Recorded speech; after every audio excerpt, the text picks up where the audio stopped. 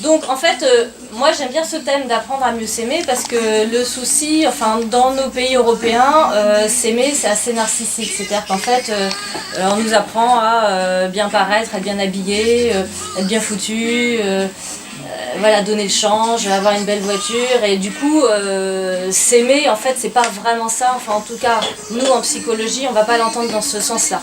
On va l'entendre plus dans le sens de apprendre à s'accepter. Être dans un accueil inconditionnel de soi. Comme avec les enfants, qu'on est dans un accueil inconditionnel des enfants, qu'ils voient des qualités ou des défauts, on va les aider à progresser, mais on va faire en sorte, enfin en tout cas on va les aimer parce que voilà, parce que c'est nos enfants, on les aime comme ils sont. Donc l'idée de ce travail sur soi, enfin en tout cas peut-être que ce que vous venez chercher c'est un petit peu des outils pour apprendre à être vous-même dans cet accueil inconditionnel. C'est un petit peu ça que vous aviez compris dans le thème ou...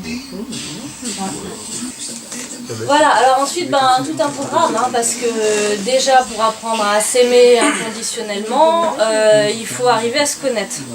Et se connaître, souvent on croit se connaître, mais l'entreprise est un peu plus complexe qu'on ne pense. Voilà, alors les autres thèmes qui ont été traités du coup, c'était les pervers narcissiques, que j'ai traité 2 fois, il y a une grosse demande, à chaque fois j'ai beaucoup de monde. Donc c'est un sujet qui est vraiment intéressant parce que, enfin juste pour, il y a la structure de personnalité narcissique, mais il y a aussi des personnalités dissociées, et on va peut-être un petit peu en parler aujourd'hui. On est tous plus ou moins dissociés. Et des personnes qui ont eu des vulnérabilités dans leur enfance vont un peu donner des visages de pervers narcissiques. Un peu quand on parle de double visage, ça peut être par exemple des personnes qui vont s'engager très vite dans une relation, puis tout d'un coup vont prendre peur, et en fait vont devenir assez destructrices, mais nous on va l'interpréter comme un pervers narcissique, alors qu'en fait on va toucher à des failles chez la personne qui va être sur un mode défensif. Donc on va pas être sur une structure de personnalité, mais ça fait penser à ça. Et je pense qu'il y a beaucoup de personnes qu'on met dans le lot pervers narcissique, mais qui en fait sont plutôt des structures de personnalité dissociées avec des fragilités qui n'ont pas été réparées. Je sais pas si vous voyez un petit peu ce que je veux dire. Voilà, donc j'ai fait ce sujet, qu'est-ce que j'ai fait? J'ai fait Mars et Vénus, donc les différences hommes-femmes. Voilà. Vaste sujet, effectivement. Donc là aussi, c'est apprendre à se connaître soi et apprendre à connaître l'autre, toujours dans une attitude de bienveillance et d'acceptation inconditionnelle. Ce qui est compliqué parce que plus on avance en âge, mieux on se connaît en gros, mais plus on a de blessures relationnelles qui vont se rejouer souvent à notre insu dans la relation.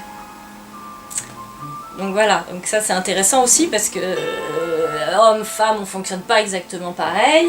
Alors c'est pas non plus des clichés, évidemment, il y a des hommes qui sont un peu féminins et inversement. Mais de connaître les différences pour mieux s'adapter et mieux aussi expliquer son fonctionnement à l'autre, pour qu'il puisse avoir le mode d'emploi, ça facilite quand même les relations. Voilà, et puis j'en avais fait un sur les dissociations, mais j'ai eu que 2-3 personnes, voilà. Est-ce que les dissociations, c'est plusieurs voix ou plusieurs personnes dans une seule, plusieurs... Alors en fait, une dissociation qui est très importante, c'est les troubles bipolaires ou les schizophrénies avec des personnalités multiples. Mais attention, ça... Non, mais je vous explique pour vous illustrer. Je choisis toujours la méthode un peu grossière pour illustrer le trait. Mais en fait, on est tous plus ou moins dissociés. C'est-à-dire que on se... Merci beaucoup, c'est gentil. On se formate pour s'adapter le mieux possible au contexte dans lequel on se développe. Et quand on rencontre un contexte dysfonctionnel, entre guillemets, ou qu'on a des traumas, soit des carences affectives, soit des abus, soit des violences qui sont là, qui ne devraient pas être là, et en fait on va créer comme des sous-logiciels pour gérer ces traumas ou ces manques ou ces abus, ces dysfonctions. Donc nos sous-logiciels finalement ils se créent de façon adaptée à un environnement, mais ils restent installés tels quels. Donc en gros, on pense qu'on est un, mais on a plusieurs parties en nous qui sont chacune un peu affectées à la gestion de quelque chose. La gestion de la vie de couple, la gestion des enfants, la gestion de la vie professionnelle. Et on ne va pas toujours se comporter pareil en fonction soit des situations, soit du contexte dans lequel on est, ou soit des personnalités qu'on a en face de nous. Enfin, je pense que ça vous parle. On peut être très adapté, je sais pas, avec un homme qui est doux, puis tout d'un coup un homme qui a du charisme ou du caractère, on va complètement bugger. Et qu'est-ce qui fait qu'on est comme ça? C'est que notre logiciel, il a appris qu'avant, un homme qui est comme ça peut nous faire du mal, par exemple. Et ça agit souvent à notre insu. Ou alors on se voit fonctionner comme ça, et puis on se dit, ouais, je sais qu'il ne faut pas que je sois paralysée, je sais qu'il faut que je réponde, mais j'y arrive pas. Donc ça, c'est des parties dissociées. C'est-à-dire que dans notre système intérieur, ces parties-là ne sont pas suffisamment intégrées. Et du coup, elles continuent à avoir leur fonctionnement propre, leur fonctionnement autonome. Alors la majorité du temps, on les observe, hein. Enfin, on voit bien que ça ne va pas. Mais on n'arrive pas reprendre la main. Voilà, c'est ça, à inverser la vapeur. Ça vous parle un petit peu? Oui. Alors, du coup, c'est là tout le programme, hein, voilà, apprendre à mieux se connaître pour s'unifier. D'ailleurs, c'est intéressant parce que moi, je fais du yoga, et yoga, ça veut dire un, ça veut dire unifier. Et en fait, en faisant ces études, j'ai appris que tout l'objectif en fait, de notre vie, c'était d'apprendre à s'unifier soi, et puis d'apprendre à être uni avec l'environnement, hein, l'environnement, contexte familial, les autres, mais aussi la nature. Donc, on n'est pas un a priori. Et on est tous assez complexes. Alors, apprendre à se connaître, ça va être de prendre le temps de s'observer, de s'accueillir. Alors, l'accueil, c'est un terme dans notre société qui n'est pas trop, à part l'accueil de chez Auchan, je sais pas ce que ça veut dire. Non, je rigole, mais j'ai mes copains qui me disaient, non, mais tu parles toujours d'accueil, mais c'est quoi? C'est l'accueil chez Auchan. Bon, et là, je me suis dit, il fallait que j'explicite quand même. Donc, c'est vrai que ça paraît assez... Enfin, quand on dit accueillez-vous, oui, ou alors on va le confondre avec, oui, mais il ne faut pas trop s'écouter. On m'a appris, non, il ne faut pas s'écouter, c'est pas bien. Alors que nous, c'est dans le sens, vraiment, s'écouter pour se connaître. Et plus on prend le temps de s'observer, mais de prendre le temps de méditer, d'observer tout ce qui est là, d'observer nos peurs, d'observer nos sensations, d'observer les pensées. Et plus on va se connaître, et plus on va se familiariser à soi, et plus on va s'accepter. Donc déjà, alors je parle de la méditation, mais ça peut être d'autres façons, ça peut être le yoga, ça peut être le shiatsu. Il y a plusieurs chemins pour arriver à prendre connaissance de soi. Et l'idée aussi, c'est de... Enfin, quand on médite, par exemple, il y a un trépied de 3 renoncements. On renonce à juger, à se juger. Moi, je suis nulle, j'y arrive pas. Voilà. On renonce à atteindre un objectif précis. Je dois y arriver, ou je dois arriver à faire le vide dans ma tête. Il n'y a pas d'objectif à atteindre. Il y a des moyens à pratiquer, mais il n'y a pas d'objectif à atteindre. Et le 3e renoncement, c'est renoncer à sélectionner. En fait, on va tout prendre, le bon comme le mauvais. Parce qu'on est aussi dans des sociétés où on nous apprend que avoir des émotions négatives, oh, surtout pas, vite, vite, un cachet. Donc renoncer à sélectionner. Parce que c'est vrai qu'on a tendance à, évidemment, une émotion négative, une angoisse, une peur, une colère. Hein. Peut-être on a appris qu'il ne fallait pas se mettre en colère. Ou peut-être on a eu un parent colérique et on sait ce que c'est, on sait ce que ça fait. Et du coup, on a installé un petit logiciel intérieur, surtout pas être en colère. Donc on ne veut pas vivre d'émotions négatives, alors c'est surtout vrai pour l'angoisse, hein, des bouffées d'angoisse, des peurs. Mais plus on évite les émotions négatives, et plus on a de problèmes, parce qu'en fait on n'apprend pas à les accueillir, et du coup à s'y familiariser, et du coup ça va être encore plus angoissant. J'ai le cas d'une dame par exemple, je vais vous citer, j'espère que ça ne vous gêne pas, surtout vous me dites si ça vous gêne, évidemment je ne donne pas de nom. Hein. Donc qui a vécu avec des parents très prévenants, un peu dans un cocon, hein, vraiment des parents qui ont fait attention de la préserver, elle et sa sœur, et en fait, quelque part dans son logiciel, il y a une partie d'elle qui interprétait ça dans le sens « Ah mais si ma mère m'évite autant d'angoisse ou de peur ou le monde extérieur, c'est que ça doit être terrible ». Et du coup, quand elle a commencé à avoir un peu des angoisses, elle a commencé, enfin, son psychiatre lui a prescrit des anxiolytiques. Et puis, ça fait des années qu'elle est dans l'évitement, maintenant de beaucoup de choses dans sa vie, de situations, et puis avec des traitements qui viennent se rajouter. Et cette pauvre dame, effectivement, est pas bien, et a bien compris qu'il fallait qu'elle arrive à traverser les émotions négatives pour pouvoir digérer tout ça et voir qu'en fait c'est pas si terrible et qu'on peut tout à fait vivre des émotions négatives sans s'écrouler ou sans être trop mal, sans que ce soit envahissant et destructeur. C'est un truc à avoir peur de tout, quoi. Oui, c'est ça. Bah oui, du coup, c'est ça. on met des barrières devant tout. Ouais. Alors ça peut être parce qu'on a trop protégé, c'est pas bon non plus. Mais ça peut être aussi, c'est toujours les inverses qui sont pas bons. Hein. Ça peut être aussi un enfant qui a été surstimulé dans la peur parce que ses parents, par exemple, étaient très violents. Hein. Il y avait vraiment des bagarres. Moi j'entends parler de situations où peut-être vous en avez dans votre vie, j'espère pas, mais de parents qui se battaient avec des couteaux ou qui tentaient de s'étrangler. Ah bah, ça marche. Et ben, les enfants qui étaient tout petits et qui vivaient ça ont une amygdale, alors au niveau du cerveau, dans le cœur du cerveau reptilien, il y a l'amygdale qui reçoit toutes les peurs. Donc c'est un organe qui va s'activer très fort pour être adapté à un stress et pour pouvoir réagir. Mais si on est dans une situation où on ne peut rien faire, comme on est quand on est enfant, eh ben on peut juste subir et emmagasiner du stress. Donc ça va créer plus tard des adultes qui peut-être sont très résilients, donc vont pas s'écouter, vont avancer quoi qu'il se passe. On appelle des party managers qui mettent en place des systèmes pour avancer quoi qu'il se passe, mais vont en même temps avoir des angoisses terribles et qui vont devenir ingérables à un moment donné. Et qui ne savent pas à quoi c'est lié, parce qu'elles ont avancé, quoi qu'il se passe, elles ont construit leur vie, mais à un moment donné, le système, il arrive à un trop-plein, c'est un peu la marmite, et ben, cette émotion qui n'a pas été gérée, il va falloir qu'elle ressorte sous une forme ou sous une autre. Il y a aussi que les émotions négatives, parfois, elles sont comme des nuages et elles passent, et on voit bien qu'on peut décider de les repousser.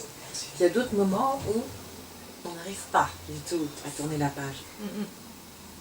Oui, ben c'est vraiment... C'est là qu'on a besoin de parler, d'avoir un dialogue, je pense.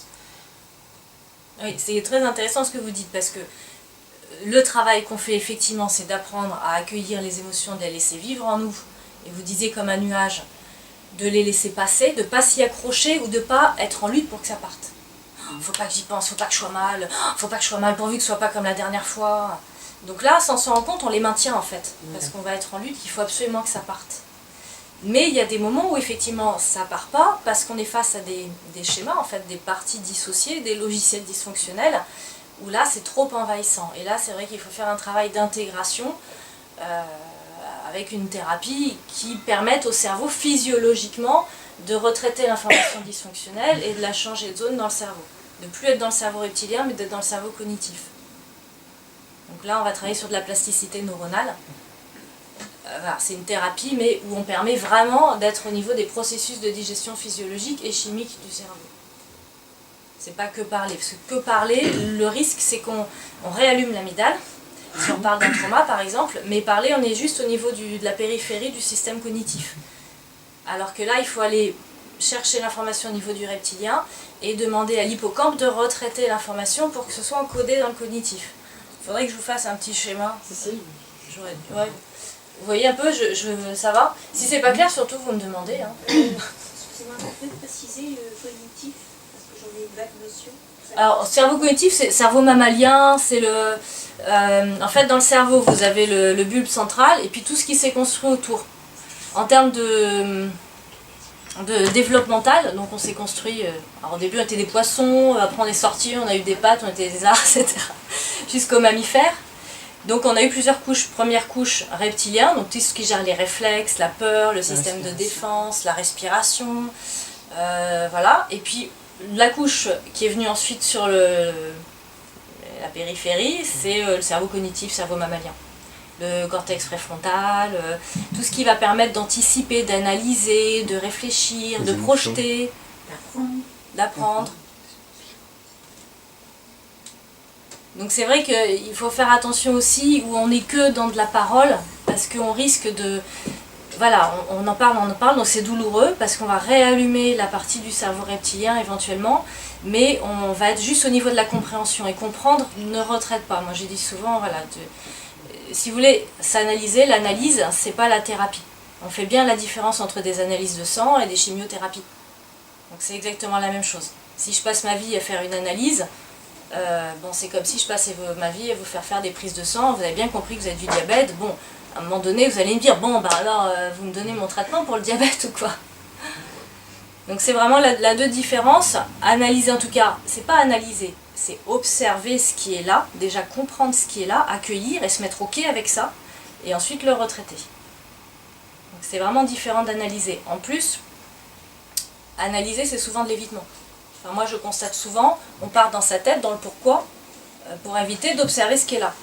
Si j'ai un truc là, bah, je préfère me dire, ah oui mais ça doit être parce que... Ah mais c'est sans doute parce que... Il y en a qui se reconnaîtront. Non mais la majorité des gens fonctionnent comme ça. Et puis en plus on est dans une société où on nous encourage à être tout le temps dans le pourquoi, dans l'analyse, dans la réflexion. Alors oui, mais pas avant de s'être accueilli suffisamment et d'avoir déjà observé qu'est-ce qui est là. C'est comme un chercheur, il commence à faire déjà ses recherches alors qu'il n'a pas pris le temps d'observer son objet d'étude. On va lui dire, bah c'est bien, t'as croisé tout plein de théories, t'as fait tout plein d'hypothèses, mais au démarrage t'as observé quoi? Et il va vous dire, bah je sais pas regardé. Ça répond un peu à votre question. Donc comment s'aimer pour s'unifier? En fait le truc c'est vraiment s'unifier. Hein. D'ailleurs il y a une thérapie qui s'appelle IFS. Alors c'est en anglais, hein, Internal Family System. Et c'est de la thérapie systémique mais adaptée à son propre système intérieur. Et c'est un Américain qui était systémicien. Vous connaissez un peu la systémique? Non? L'analyse systémique c'est la thérapie qu'on fait avec les familles. Donc les systèmes familiaux. Et on part du principe qu'il y a un équilibre dans ce système familial. Et s'il y a un dysfonctionnement dans la famille, on prend en charge toute la famille et on voit tous les éléments du système et quel rôle joue chacun en fait, lesquels se renforcent ou voilà. Et donc on apprend à connaître chaque membre de la famille pour voir quel est son rôle dans le système familial et qu'est-ce qui fait que le problème se maintient. Et ce psy américain, il travaillait auprès d'une personne qui souffrait d'anorexie. Et en fait, ses patientes lui disaient, ben oui, mais il y a une voix en moi, elle me dit, oui, c'est pas bien, t'as mangé, c'est grave. Enfin, elle parlait de petites voix en elle ou de personnalités en elle qui disaient des choses. Et du coup, comme il était systémicien, il s'est dit, bah tiens, c'est intéressant, si ça se trouve, à l'intérieur de nous, c'est comme une famille intérieure, on a un système avec chacun qui a son rôle. Et effectivement, il a créé une thérapie qui est vraiment très complémentaire à ce qu'on sait aujourd'hui des théories de la dissociation structurelle, parce qu'aujourd'hui, au niveau psychologie, on est vraiment sur une découverte des théories de la dissociation structurelle de la personnalité. Voilà. Et en lien avec les dissociations que je vous expliquais chimiques. Donc tout est en lien en fait. La neurophysiologie, c'est en lien avec les découvertes en psychothérapie, etc. aujourd'hui. C'est vraiment intéressant. Alors, l'IFS, l'idée, c'est vraiment de connaître toutes les parties en soi. Et parfois, les parties qui nous flagellent. Donc je parlais par exemple de cette personne qui souffrait d'anorexie, et ben c'est des parties qui nous veulent du bien. Par exemple, si je prends l'exemple d'une personne qui se scarifie. Bon, nous de l'extérieur, on dit ah pas bien, c'est grave, tu te fais du mal. Alors qu'en fait, elle a appris dans son système, quand je me scarifie, ben, ça fait disjoncter l'amygdale, ça me recrée en position de dissociation, et du coup ça a un effet apaisant, puisqu'on a des shoots de kétamine morphine dans le cerveau. Donc la partie qui me dit vas-y fais-toi du mal, c'est une partie qui veut m'apaiser. C'est ça qui est assez paradoxal. Mais ça permet de ne plus prendre en charge la personne en lutte, en renforçant en fait cette partie c'est pas bien, et de dire ok, en fait cette partie elle essaye de t'aider quoi. Et là, eh ben, on est dans l'accueil. Ah ouais, ben, comment je vais pouvoir l'assouplir un peu, parce qu'elle m'embête quand même dans mon quotidien cette partie-là. Voilà. Donc, mais c'est comme si on avait une famille, si vous voulez. On se dit pas avec les enfants, ah, il y a du boulot, il y en a un, il y en a un, il est tout le temps en train de frapper son copain, la petite elle le mord, j'en sais rien. On va prendre en charge les enfants avec bienveillance et on va les aider à grandir. C'est vraiment ça qu'on fait. On va accueillir les parties de nous avec bienveillance, apprendre à les connaître, c'est quoi leur rôle, c'est quoi leur fonction dans notre système, et puis les aider à grandir. Mais c'est vraiment ça, c'est vraiment grandir. C'est des parties qui sont restées figées dans un espace-temps qui n'est pas celui d'aujourd'hui. Et d'ailleurs, peut-être ça vous le fait, hein, je sais pas, mais parfois quand on est dans certaines situations qui réactivent des parties de nous enfants, on se dit mais je suis comme une gamine face à lui, quoi, c'est fou. Je me reconnais pas, je suis comme une gamine ou comme un gamin, j'arrive pas à aligner deux mots, je me sens tout petit, je me sens pas à ma place. Voilà, là ça veut dire que, hop, on a activé cette partie qui est restée figée dans un espace-temps qui n'est pas celui d'aujourd'hui et qu'on a besoin d'intégrer. Alors qu'en fait, nous, ce qu'on nous apprend, c'est qu'on se flagelle. Hein. Ah, je suis con, je n'ai même pas su lui répondre, je suis nulle. Donc ça renforce le problème. C'est là on a deux parties du coup qui vont s'opposer. Il faut apprendre tout ce petit monde à bosser ensemble en fait. Jusqu'à temps qu'il n'y ait plus que le self-leadership, il n'y ait plus qu'un capitaine, donc il connaît son équipe, mais c'est lui qui décide qui fait quoi à bord. Il n'y en a pas un qui décide de hisser la voile alors que le capitaine n'a pas donné les ordres.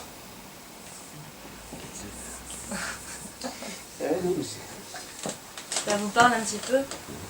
Vous avez des exemples qui vous viennent?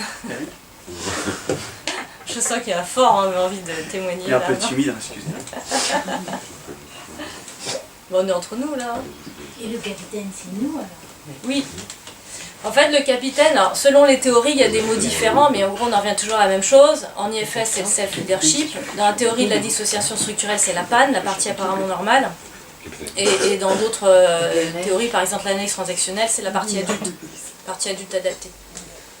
Donc en gros, c'est la partie adulte, celle qu'on est la majorité du temps dans les situations, mais qu'il va falloir qu'elle soit aux commandes tout le temps, y compris avec les autres parties qui sont là. Donc, une fois qu'on s'est accueilli, on s'est à peu près compris, voilà, et qu'on a intégré tout ce petit monde, ce ne sera pas forcément, c'est pas qu'on sera toujours pareil, identique, parce que les petits logiciels dont je vous parlais, ils ont chacun créé des ressources pour traverser ce qu'ils ont traversé. Donc ces ressources, elles vont rester. Donc l'idée, c'est que je sais que j'ai différentes parties. Je sais, par exemple, je peux faire l'imbécile quand je suis un pervers narcissique pour pas qu'il me piège. Je sais que je peux faire ma femme fatale quand je suis, je sais pas, en mode séduction. Je sais que je peux faire la maman méchante quand mon gamin, vraiment, il me fait sortir de mes gonds. Donc, en fait, je sais que j'ai tout ce répertoire en moi, mais c'est moi qui vais décider quelle partie j'active. Et je suis au courant de quelles ressources il y a dans chaque partie. Alors que tant que c'est pas intégré, les parties, elles s'activent sans même que j'en ai conscience, et après je m'en veux. J'animais un groupe là en début d'après-midi, et il y a une personne qui disait moi je me suis vue en train de tirer les cheveux de ma fille, et c'est là que j'ai pris conscience que en fait je reproduisais ce que ma mère avait fait avec moi, et là je me suis dit non. Vous voyez, c'est ça en fait, je prends conscience de cette partie en moi c'est pas vraiment à moi en fait, je l'ai installée pour faire face à une situation, ou parce que j'ai cru comprendre que les mamans ça se comportait comme ça avec les petites filles. En tout cas, il y a une certaine logique dans le cerveau, mais en tout cas c'est bien parce qu'elle s'est mise à observer cette partie-là et à se dire, moi cette partie je suis pas ok avec elle, donc il va falloir que je travaille là-dessus. Moi je vous parle d'un cas, c'est pas que ça vous choque pas, c'est un cas un peu disproportionné, on me dit que j'ai un côté marseillais, j'ai tendance à un peu forcer la dose, mais voilà, c'est pour c'est dans une optique de démonstration. Non, j'ai rien. Ça m'a fait penser à quand on a peur, oui, des émotions qui vont arriver, je vais être angoissée, il ne faut pas que je sois angoissée, et ça me fait penser à l'arrêt de la cigarette. Donc moi j'étais persuadée qu'on ne pouvait pas vivre sans fumer. Et que ça me faisait un tel effet, le manque, que je pensais que j'allais en mourir, quoi. Et petit à petit, avec le sevrage et tout ça, on apprend finalement, on arrive à survivre à cette émotion. Parce qu'on l'accueille, voilà, on boit un verre d'eau, on nous dit que ça va durer, que ça va pas durer trop longtemps, qu'on va s'en sortir, quoi. Et ça m'a fait un peu penser. Ah oui, exactement. Votre témoignage, il est intéressant parce qu'au début, on a l'impression qu'on va pas y arriver. C'est ou qu'on n'est pas capable de surmonter ça. Mais une fois qu'on l'a traversé, c'est un peu comme quand on fait une expérience, j'en sais rien, moi, soit en parachute ou je sais pas. On se dit qu'on va pas y arriver, et finalement, une fois qu'on l'a fait, vous savez, on se sent super fort. Waouh, j'étais capable de faire ça, je savais pas que j'étais capable, et vraiment, ça nous renforce. C'est une expérience. Mais c'est pas fun, on n'a pas envie d'y aller au début, c'est pas facile. Les émotions négatives. Angoisses de fin de soirée, quoi. La tombée du jour, c'est pas par hasard que les bébés pleurent à ce moment-là. On se dit, qu'est-ce qu'on va devenir, la nuit approche, et c'est vrai que c'est là souvent que l'angoisse arrive, quoi. Oui, tout à fait. C'est pas évident. Après, je pense que ça peut aider aussi de se dire que les émotions ont une fonction. On voudrait, nous, parfois j'entends ça, oui, les gens, ils gèrent, ils n'ont pas d'émotions, ils sont jamais stressés. En fait, tout le monde donne le change. Et les émotions, elles ont une fonction. On ne peut pas vivre sans émotions, sinon on serait complètement inadapté. Et ça, c'est phylogénétique, c'est lié au développement de l'espèce. Si, quand je chassais le mammouth, j'avais pas eu peur d'arriver en haut de la falaise, j'aurais fait comme le mammouth, je me serais écrasée en bas. Donc notre peur nous permet d'être resté en vie. Il y a des peurs phylogénétiques qui sont liées à la survie de l'espèce, la peur du serpent, la peur des araignées, la peur du sang. La peur du sang, ça provoque une vasoconstriction. Donc ça réduit l'hémorragie. Donc c'est utile, c'est adapté. Comme quoi. Et voilà. Et puis il y a des peurs qu'on dit apprises, inconditionnelles, la peur de l'ascenseur, la peur de la voiture. Voilà. Il y a le bon et le mauvais stress. C'est ça. Un peu Mais tout ça qui joue. exactement. Ouais. On peut pas vivre sans émotion. On voudrait que de la joie, que du fun, que du plaisir. Sinon, on peut relire Le meilleur des mondes de Aldous Huxley. Le meilleur des mondes. Oui, Le meilleur des mondes. Vraiment, je le recommande. Si vous l'avez oublié, relisez-le parce que ça vous explique pourquoi c'est important d'avoir des émotions et de les gérer. Vous entendez? Non. Je préconisais de relire Le meilleur des mondes de Aldous Huxley parce que ça vous explique pourquoi c'est bon d'avoir des émotions, de s'en emparer, d'en faire quelque chose et d'avoir des relations et de les nourrir, de les faire vivre, etc. Parce que dans le monde qu'il propose, il n'y a ni l'un ni l'autre. Il n'y a pas d'émotion, il n'y a pas de relation. Par contre, il y a des compléments, il y a des petites gélules, si vous voulez, pour que le mal-être passager ou la grosse déprime ou la grosse dépression disparaissent instantanément. Et vraiment, ça fait réfléchir. Oui. C'est un roman d'anticipation. Pour ma part, la chose qui est le plus dur pour moi, c'est perdre un être cher et te dire après, attention, protège-toi, il ne faut plus que tu aimes autant parce que derrière tu vas souffrir. Et après, l'acceptation de ça, c'est difficile. Parce que psychologiquement, on se dit non, j'ai pris ma claque là, donc je dois plus m'attacher parce que cette personne, une autre personne, je vais peut-être la perdre et du coup, je fais comment? Je vis comment après? Alors ça peut. c'est... Enfin ça c'est la psy qui va vous parler. Hein. Ouais. Ben oui, non mais... Donc moi je me suis pas présentée parce que tu accueilles, tu te dis... oui ça les paraît émotions, simple comme ça. Je veux plus en avoir quoi.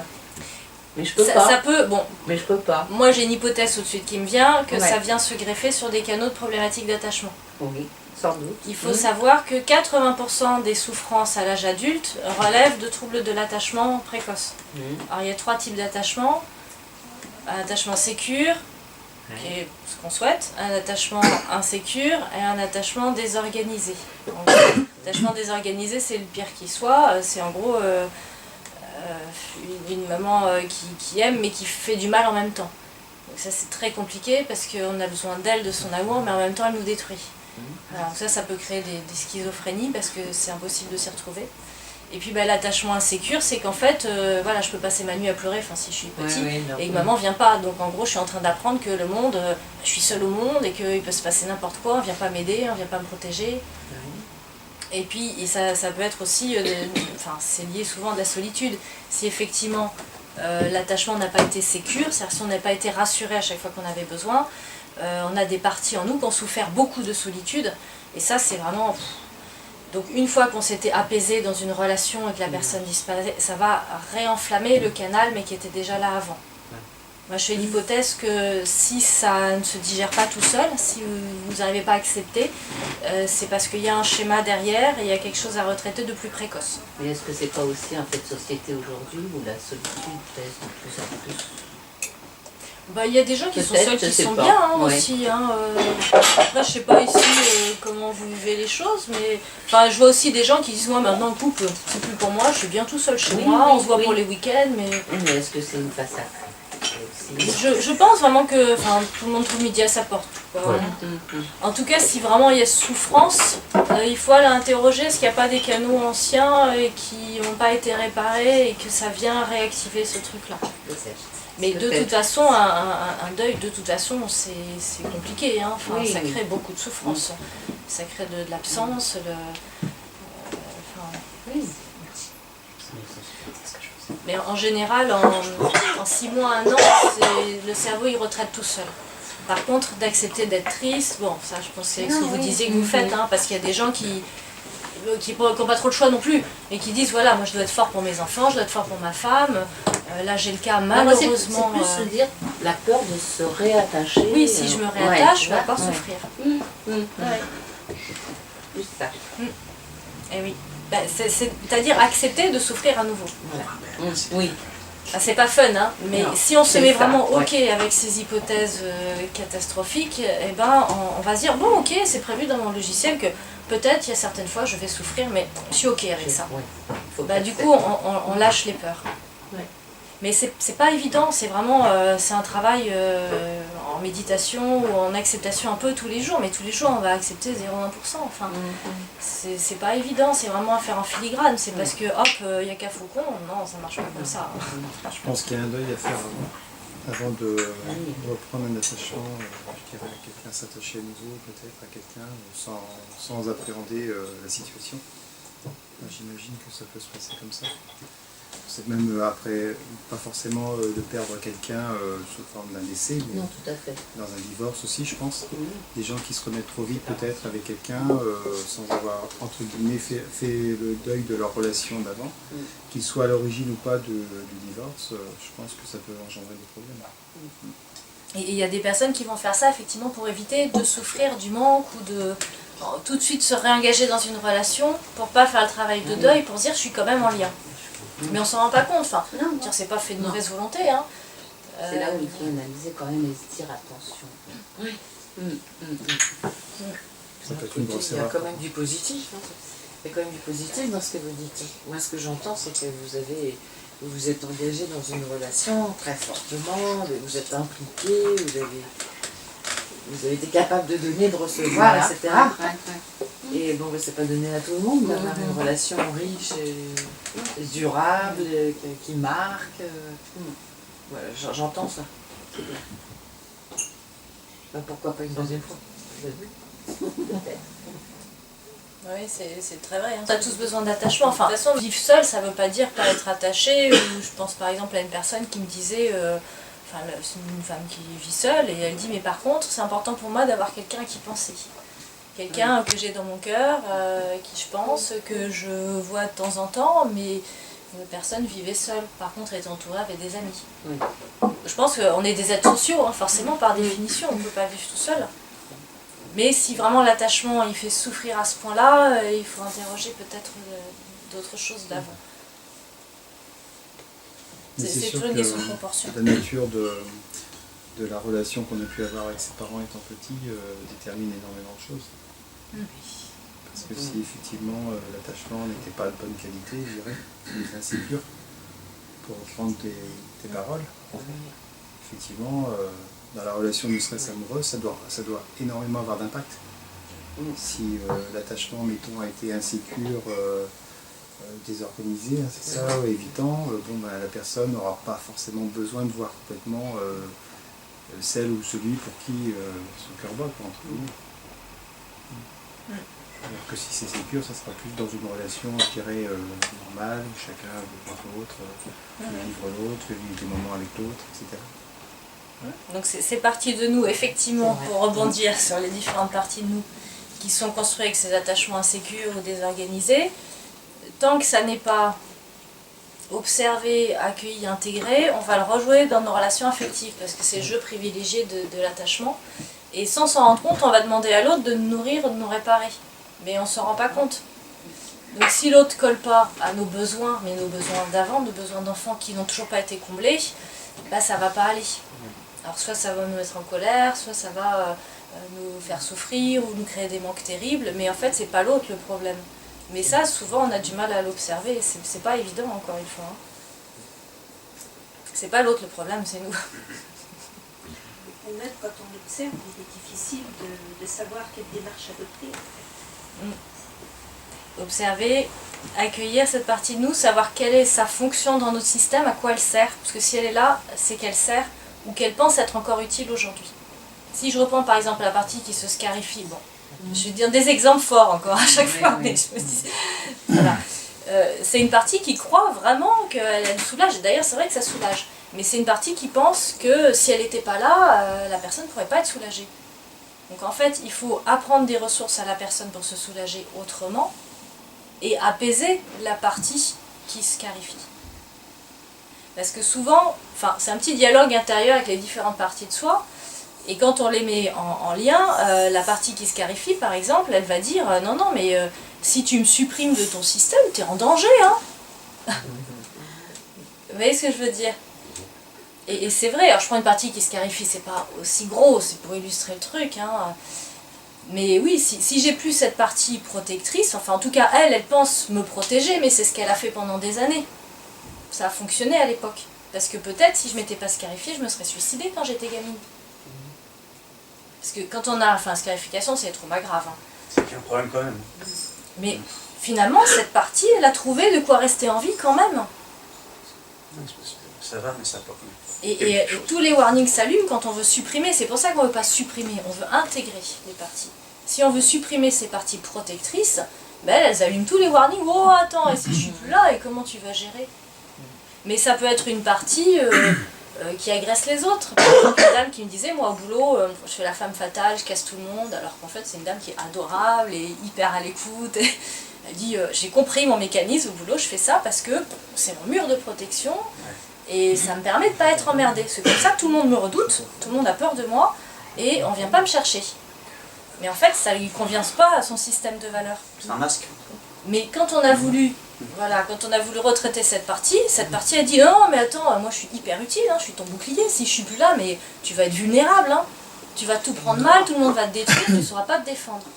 Donc il a fallu qu'on apaise cette partie en lui montrant qu'aujourd'hui, la personne à l'âge adulte a des ressources pour gérer autrement.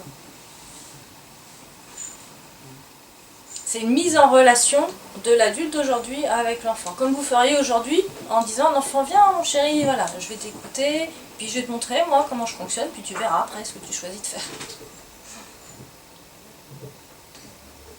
Ce qui doit être difficile, c'est quand c'est par là son départ manager, je dirais, qui reviennent souvent, qui commandent beaucoup de choses.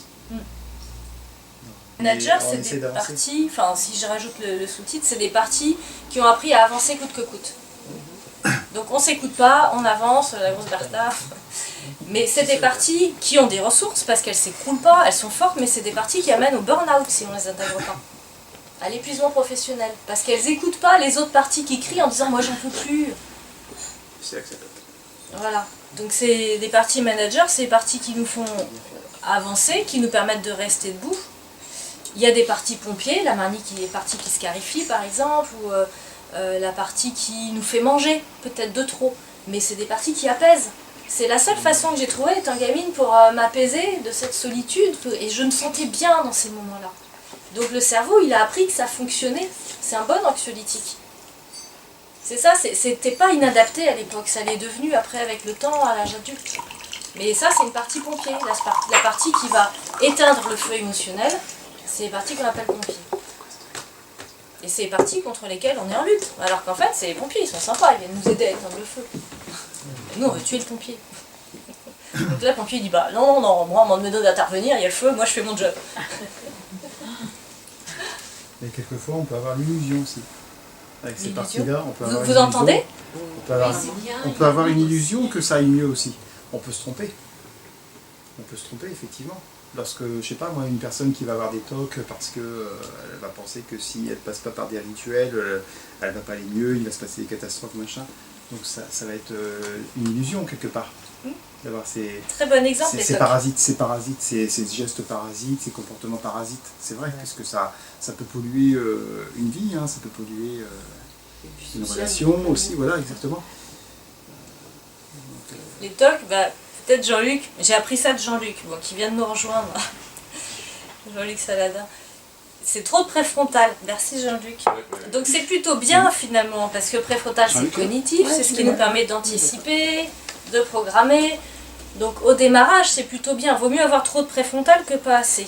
Mais le souci c'est que c'est assez rigide, puisque ça marche, c'est ça le problème, ça marche, je fais mon rituel, ça me calme. Donc mon cerveau il apprend que quand je fais ça, ça me calme. Donc j'ai envie de recommencer mon rituel. Mais c'est là où, c'est comme le verre d'alcool, moi ça me fait du bien un verre d'alcool, hein, ça m'apaise. Hein. Mais si à chaque fois que j'ai besoin d'être apaisé, je prends un verre d'alcool, si je n'ai que ce moyen-là pour éteindre l'angoisse, à force, je vais installer quelque chose d'inadapté. Donc les tocs, c'est la même chose, le rituel, ça a un effet apaisant. Effectivement, on peut être dans l'illusion que, ben voilà, moi je gère bien, tout est à sa place, et là, tout est sous contrôle. Mais en fait, non, il y a plein de choses qu'on ne contrôle pas. C'est l'illusion. On ne peut pas tout contrôler. Eh oui. Ouais, c'est vrai.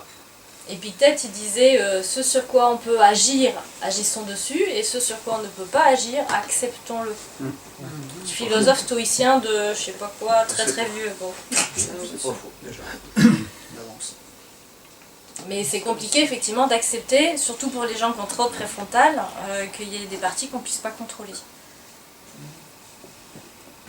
Parce que souvent aussi les gens viennent me voir en me disant bon moi j'ai une mauvaise confiance en moi, c'est un trait de personnalité. Oh non, non, hein, c'est conditionné. L'enfant il ne naît pas avec une bonne estime de lui, une mauvaise estime de lui. C'est ce qu'on va lui apprendre dans la vie ou les renforcements qu'il va avoir qui vont conditionner cette image de lui. En fait, dans les souffrances, c'est pas des traits de personnalité. Hein. Le trait de personnalité, enfin l'enfant, l'être humain au démarrage est plutôt dans la joie, quoi. Hein, la curiosité, l'envie de découvrir. Le problème, c'est que c'est auto-réalisateur quand on C'est se ça. dénigre. Et c'est une vraie souffrance, hein. Enfin pour les personnes qui installent des TOC, c'est vraiment très handicapant au quotidien et c'est vraiment une vraie souffrance à terme. Et en plus, ils se rendent compte que c'est inadapté quand ça devient très important. Et du coup, ils se culpabilisent énormément en disant je suis quand même pas normal, c'est débile de vérifier 50 fois par jour ma poignée de porte. De se laver les mains, enfin ça, il y a des gens qui ont vraiment la peau complètement irritée à force de se laver les mains avec des brosses. C'est terrible de les voir, ça fait mal, hein, et vraiment ils s'esquintent. Il y a un monsieur qui était venu me voir, malheureusement qui n'a pas continué parce que ça fait des années qu'il est sous traitement et en fait il n'a pas compris la démarche. Et ce monsieur il est gardien d'immeuble et donc en fait les rituels d'hygiène, de vérification, donc au début bah, c'était bien, hein, il faisait bien son boulot et puis bah, à force il a commencé à tout vérifier, à redésinfecter 10 fois, 20 fois de suite et finalement bah, son employeur lui disait mais vous perdez un temps fou, vous n'êtes pas rentable, enfin, vous ne faites pas votre boulot. Vous faites 10% de vos tâches quotidiennes, parce qu'il les faisait tellement bien Ah, c'est ça. qu'en fait il ne faisait pas le reste. Mais c'était ingérable pour lui, c'est-à-dire tant qu'il n'a pas désinfecté la poubelle 20 fois de suite, il n'est pas bien. Hein. C'est impossible, il ne peut pas faire autrement. Vous avez des poubelles très bien désinfectées sous Faudrait certains l'employer d'entre dans les EHPAD. Faudrait l'employer dans les hôpitaux, ce monsieur-là. Ben justement, là, une infirmière qui est venue me voir, que j'ai vue pour la première fois cette semaine, et qui est infirmière, et justement qui applique les protocoles, mais enfin trop, et c'est devenu tellement angoissant de ne pas pouvoir tout contrôler, puisque forcément, maladie nosocomiale, elle a tellement à cœur de bien faire, et que surtout pas qu'il y ait de contamination, qu'elle est devenue très très lente, parce que... oui, complètement. Et bah, à l'hôpital aujourd'hui, bah, on lui dit, voilà, c'est pas rentable, donc il y a un problème. Ouais, c'est la fois où on arrive à un point comme ça, mais c'est parce que là-haut, on veut trop bien faire. Bah. C'est ça. Ouais. Alors elle est bataillée entre, bah, soit je fais la demande de ma hiérarchie, mais moi je suis pas bien avec ça, puisque moi, voilà, Ouais, c'est vrai que je suis perfectionniste et je veux pas contaminer les gens, et je veux bien faire les soins, les protocoles. Est-ce que c'est une manière de tout vouloir contrôler, d'avoir des TOC, ou alors est-ce que ça répond plus à des angoisses? Bah oui, c'est ça, parce que j'ai des angoisses, je veux contrôler, et j'ai l'illusion que si je contrôle, j'aurai pas d'angoisse. Ça rejoint ce que tu disais. C'est en lien, Ouais, c'est il y pas a les une mêmes choses, il y a parce une que l'angoisse c'est interaction, ouais. l'émotion, et le contrôle c'est le comportement. Ouais. Mais les deux s'auto-renforcent.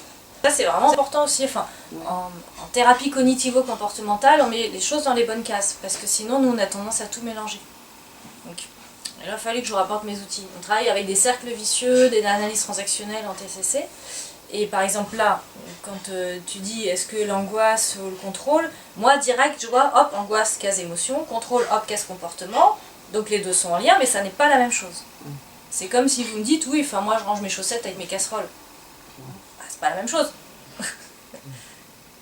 Une cognition, une pensée sur soi, par exemple je suis nulle ou je vais pas y arriver, c'est ce que je me dis, c'est une petite phrase dans ma tête.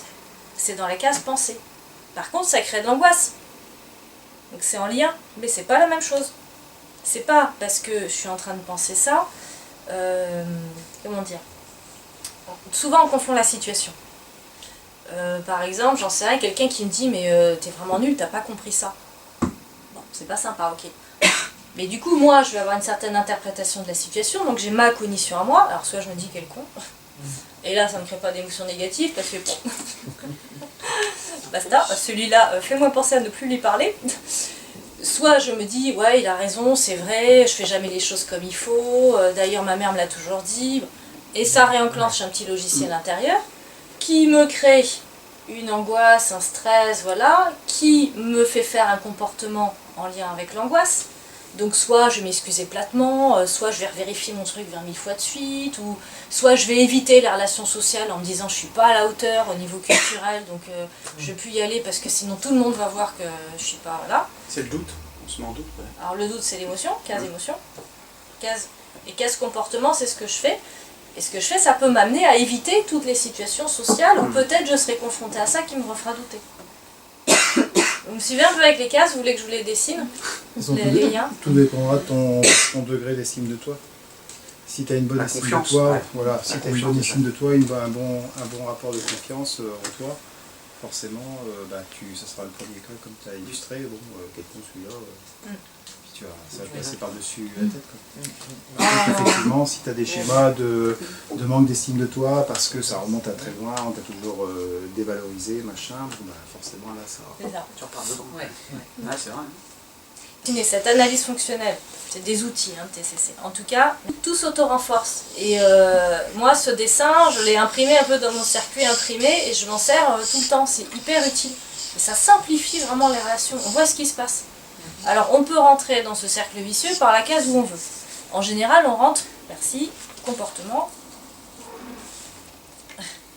On peut rentrer, par exemple, par la case émotion. Parce qu'en général, le premier truc qu'on ressent, c'est... je sais pas, je me sens vexée, ou je me sens triste, ou je suis en colère. Donc on va rentrer dans le cercle vicieux par la case colère. Et ensuite on va aller explorer qu'est-ce que je me dis, c'est quoi mon petit dialogue intérieur qui me crée cette colère. Bah, il se fout de moi, par exemple. Il me respecte pas, ça y est, il va encore me faire ce que je veux pas, par exemple. Donc l'émotion est liée à la pensée. Mais ça n'est pas la même chose.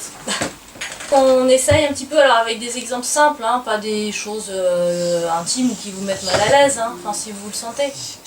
Ça peut être des petits exemples du quotidien, je sais pas, moi ma fille a pas voulu faire ce que je lui demandais, il a fallu que je répète 10 fois. Donc la montable m'est montée au nez, je me suis dit j'arriverai jamais à me faire respecter, par exemple. Qu'est-ce que j'ai fait? J'ai crié. Conséquence, je m'en suis voulu, je suis une mauvaise mère. Bon, par exemple. Pour savoir un petit peu l'analyse fonctionnelle, alors il faudrait que... Situation. Je vais vous le faire jouer comme ça. Vous voulez bien? Vas-y, j'en prends. Alors, ça commence avec situation. Monsieur? Pensée, émotion, quelqu'un d'autre? Comportement. Donc là, vous êtes dans ce sens-là, dans le cercle vicieux. Conséquence, et en dessous, tu mets concrète, un tiret concrète, et encore en dessous, on le tiret après. Alors, est-ce que vous voulez qu'on essaye de remplir un petit peu? Donc, on a une situation qui déclenche. Concrète et relationnelle en dessous. Relationnelle. On peut rentrer aussi par les conséquences dans le cercle vicieux. Par exemple, je sais pas, je suis en train de parler à mon enfant, et puis je vois sa tête, et là je me dis, oh, il doit y avoir un problème, parce que vu sa tête, je dois être très énervée. Donc ça peut être les conséquences, je suis en train d'observer sur l'autre, que mon comportement a des conséquences. Donc je peux rentrer là en me disant, mais c'est quoi mon comportement? Ah ouais, mais en fait, j'ai le visage hyper fermé et je suis en train d'hausser la voix. Donc du coup, là on est comportement. Alors si j'ai ce comportement, c'est-à-dire que j'ai une émotion. Je suis très en colère. Parce que je me dis, et là on va explorer ses pensées. Et ça nous permet, alors tiens, je vais pouvoir le tenir. Tu veux bien? Vous le voyez tous un petit peu? Peut-être pas si vous êtes loin. Et là on a le cercle vicieux.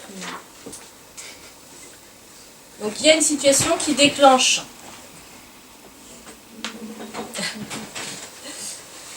Une situation déclenche. En général, ce qu'on sent, c'est l'émotion. Mais avant la pensée, il y a eu notre petit logiciel qui a traité les données. Donc il y a eu une pensée. Mais souvent, la pensée, on n'est pas au courant. Parce que c'est la partie émergée de l'iceberg. Et si on n'est pas habitué à s'observer, on ne va même pas être au courant de ce qu'on s'est dit. Parfois, il y a des gens qui disent « Non, non, j'étais énervé, c'est tout, je me suis rien dit. » Bah, si j'étais énervé, c'est que mon cerveau, c'est pas conscient, c'est pas volontaire. Mais il a dû interpréter d'une certaine façon. Et du coup, j'ai eu un certain comportement si mon comportement fait suite à mon émotion inadaptée, qui fait suite à ma pensée inadaptée, vous me suivez? Du coup, je vais avoir des conséquences inadaptées. Des conséquences concrètes. Concrètement, qu'est-ce qui se passe? Par exemple, le visage de mon enfant, je le vois qui a peur de moi. Ou des conséquences relationnelles. Alors, concrètes, ça peut être aussi des conséquences sur l'estime de soi. Là, on s'en veut, on se dit, ouais, vraiment, je suis une mauvaise mère. Et hop, on repart dans des pensées. Qui crée une émotion? Culpabilité. Qui crée un comportement? Du coup, je me rachète. Bah voilà, du coup, je deviens vachement souple avec elle. Je lève ma punition. Ok. Donc ça, on peut s'en servir vraiment pour tout. Si vous voulez faire l'essai, si vous avez des exemples, ça vous fait penser à des choses. Mais pour toute petite émotion négative du quotidien, hein. C'est pas forcément des gros trucs. Enfin, si vous allez chercher des gros trucs, c'est que derrière il y a des schémas. Donc là, on va travailler light. Mais de toute façon, plus vous allez observer ça, et plus vous allez voir que dans les pensées, nous on parle de pensées automatiques, hein. Le cerveau il traite automatiquement, c'est toujours un peu les mêmes pensées qui viennent. Et là, ça nous met la puce à l'oreille parce qu'on se dit, tiens, il y a peut-être un schéma derrière. Mon cerveau il retraite toujours de la même façon, toujours avec le même logiciel. Alors si c'est par exemple un manque de respect, mais si c'est voilà, mon compagnon, mon chef, mes enfants, ils m'écoutent pas, il faut que je répète 10 fois, ils s'en foutent. Ouais, c'est normal, c'est des enfants. En tout cas, mon cerveau il retraite il manque de respect. C'est quand même curieux, parce que cette pensée dysfonctionnelle, elle revient régulièrement dans mon traitement d'information. Voilà, si vous voulez interroger des choses chez vous, ça peut être utile pour aller se dire, tiens, mais qu'est-ce qui fait que dans mon histoire, dans le développement de mon cerveau, lui, il a intégré le truc qu'on manque de respect. Ah bah tiens, c'est bizarre. Mon papa était tout le temps en train de manquer de respect. Et puis ma mère aussi, j'ai observé le truc, j'étais impuissante. Peut-être. Je fais des hypothèses là, hein. Prenez pas ce que je dis comme étant applicable universellement. C'est vraiment du cas par cas. Donc voilà, donc en fait l'idée, donc là normalement il y a des flèches entre chaque. Hein. Situation déclenche pensée, déclenche émotion, etc. On peut essayer, hein? Ouais.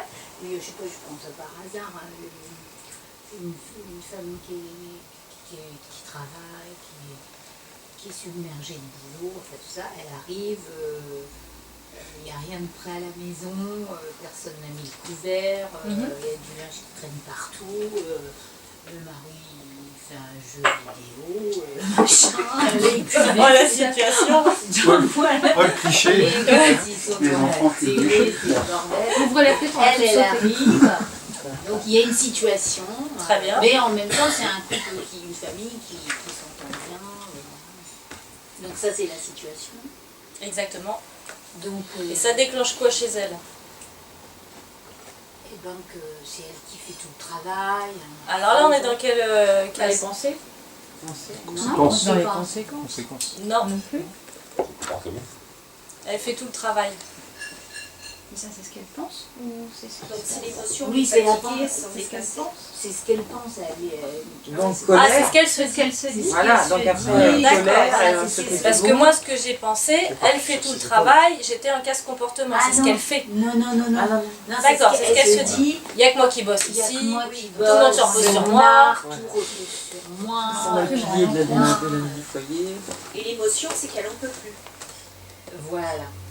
Alors, les émotions, oui, j'en peux plus. Elle va peut-être lâcher J'en la peux colère. plus, à la rigueur, c'est plus une cognition, c'est plus une pensée. Parce que l'émotion, c'est peur, tristesse, colère, sidération, dégoût, culpabilité, honte. C'est ça les émotions. Il n'y a rien d'autre dans cette case. Parce qu'elle en peut plus. Derrière, c'est quoi l'émotion? Est-ce que c'est de l'abattement? Est-ce que c'est de la colère? Est-ce que c'est de la tristesse? Vous voyez, il faut aller explorer. Le j'en peux plus, moi je mettrais un casse-pensée. C'est ce que je me dis, j'en peux plus. Mais j'en peux plus, c'est quoi l'émotion qui va avec ça? Parce que si on est sidéré, c'est-à-dire que les bras m'en tombent et on est complètement figé, on ne sait pas comment réagir, c'est pas la même chose que si je suis en colère et j'ai envie de me barrer. Le découragement, c'est l'émotion. Oui. Et donc ça va, l'émotion c'est avec soit de la colère ou elle va piquer des crises de nerfs. Alors ça, c'est dans quelle case je pique des crises de nerfs? Colère, Voilà. émotion. Comportement, oui. Non, L'émotion. comportement. Je pique des crises de nerfs, Ah oui. c'est les conséquences de l'émotion, c'est du comportement. L'émotion ça va être Bah, vous l'avez dit. la colère. Puis après, elle va se mettre toute sa famille à dos, il va y avoir des conséquences concrètes. Voilà. Ça va faire sa valise de Bastia. Alors, ce que vous êtes en train d'illustrer, c'est qu'il y a un premier tour et il peut y avoir plein d'autres tours derrière.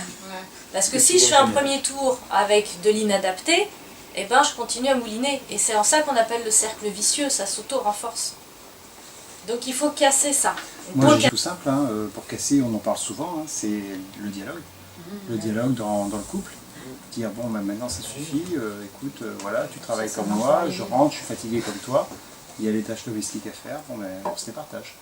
Donc s'il n'y a pas de dialogue, et c'est souvent le cas, ben, voilà, si on n'arrive pas à casser effectivement ce cercle vicieux, c'est là où ça tourne mal, malheureusement. Alors qu'il suffit quelquefois de dire les choses tout simplement, même si c'est pas forcément facile. Mais après c'est pareil, hein, dans le relationnel, tout dépend quel genre de personne. Ce que j'allais dire, Personne, le dialogue veut dire il y a des gens effectivement qui sont complètement fermés. Monologue, c'est Voilà. compliqué. Il y a des gens qui sont fermés à cela, il y a des gens qui sont tellement, je dirais, enfermés dans tellement de choses. Parce que bon, c'est vrai, en plus, le travail, chacun peut-être sort de son travail. En fonction aussi de la journée de travail, peut-être que la personne sera peut-être moins à même d'entendre des reproches au niveau de la maison. Donc voilà, tout dépend aussi du moment. Aussi, le moment est important aussi. Et ça, malheureusement, on ne choisit pas toujours à quel moment on va être excédé, à quel moment on va être fatigué, à quel moment on ne sait pas. On ne sait pas, et c'est vrai que c'est toute une alchimie. Mais je pense que le dialogue, au départ, est un bon moyen pour casser ce cercle vicieux. Je ne sais pas ce que tu en penses. Alors, si on parle du couple, effectivement, les thérapies de couple, c'est très intéressant de travailler avec le cercle vicieux. Puisque si chacun est bien au courant de son cercle vicieux, il peut aussi observer le cercle vicieux de l'autre. Donc en thérapie de couple, c'est-à-dire que les gens ils viennent parce qu'ils sont encore suffisamment bienveillants l'un avec l'autre et ils ont envie de construire quelque chose et de réparer quelque chose. Hein. Voilà, il faut que les deux ils soient partie prenante dans le travail à faire ensemble. C'est vraiment intéressant parce qu'on observe, nous, qu'est-ce qui déclenche, qu'est-ce qui se passe chez nous, et on peut mettre les sous-titres à l'autre et les verbaliser. Et inversement, l'autre, il va apprendre aussi à observer ce qui se passe chez lui pour donner le mode d'emploi. Non mais moi, quand tu m'as dit ça, je me suis vraiment dit, ça y est, je sais pas, moi, vous me quittez, par exemple.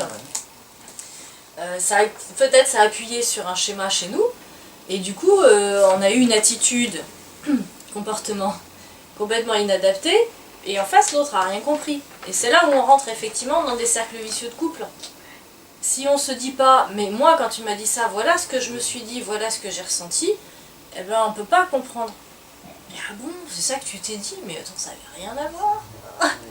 Et souvent, là, quand on comprend le logiciel de l'autre, les bras nous en tombent, puisque comme nous, on n'a pas le même logiciel, jamais on aurait pu imaginer que la personne aurait retraité ce déclencheur comme ça. Donc oui, effectivement, c'est utile. Et cet outil-là peut vous aider aussi en couple. Hein. C'est vrai que la perception, elle peut être radicalement différente entre un homme et une femme, déjà fondamentalement parlant. Et effectivement, on est loin des fois de se douter que l'autre perçoit les choses de cette façon-là. Effectivement, et donc d'en discuter, bon, ça peut remettre les compteurs à zéro, et que les choses s'arrangent. On n'est pas dans la tête de l'autre. Non. Ça me fait penser l'histoire du consentement dans les relations sexuelles, par exemple, chez les jeunes. Quelquefois, ça n'a pas été parlé suffisamment. Et le premier rapport sexuel, par exemple, chez les ados, et si c'est pas parlé, si on n'a pas dialogué suffisamment, l'autre a subi le rapport sexuel parce que c'est conforté à l'autre, ou je sais pas, mais ils n'ont pas suffisamment discuté, et après c'est la sidération, et puis en fait c'est qu'après qu'elle réagit, ou il réagit en disant bah, en fait non, j'étais pas d'accord. Puis 10 ans après, elle porte plainte. Ça, c'est autre chose. Non, mais c'est vrai que c'est plein d'histoires qu'on voit comme ça. Mais Et alors, si je veux pousser encore. Dans la sexualité, il faut aussi beaucoup parler. Quoi. Mais je pense que la sexualité, c'est vraiment un aspect hyper, je dirais, qui montre vraiment par excellence la différence entre un homme et une femme. Parce que je pense que même ne serait-ce que pour le premier rapport sexuel, les individus n'attendent pas la même chose de l'expérience. Même chez les adultes, hein, pas que chez les adultes. Et ça se poursuit effectivement à l'âge adulte. Hein. Les hommes et les femmes sont radicalement différents, fondamentalement, sur le plan sexuel. On n'a pas les mêmes attentes, on n'a pas besoin... Enfin, on peut parfois, oui. on peut, mais là aussi c'est pareil. Je parlais du dialogue tout à l'heure pour le cercle vicieux, mais c'est vrai qu'apporter du dialogue dans les relations, dans la sexualité, effectivement, c'est énorme pour se comprendre, pour aider à se comprendre et connaître les attentes de l'autre. Mais ça, c'est pas non plus dit à tout le monde. On n'a pas tous les mêmes capacités à écouter et à discuter. Peut-être s'entendre et s'attendre aussi. Ouais. Parce qu'on n'est pas rendu au même... on n'est pas forcément dans la locomotive en même temps, tous les deux. On ça peut aussi, être oui. dans des Ça aussi. wagons... Oui, bien entendu. Les décalages, effectivement.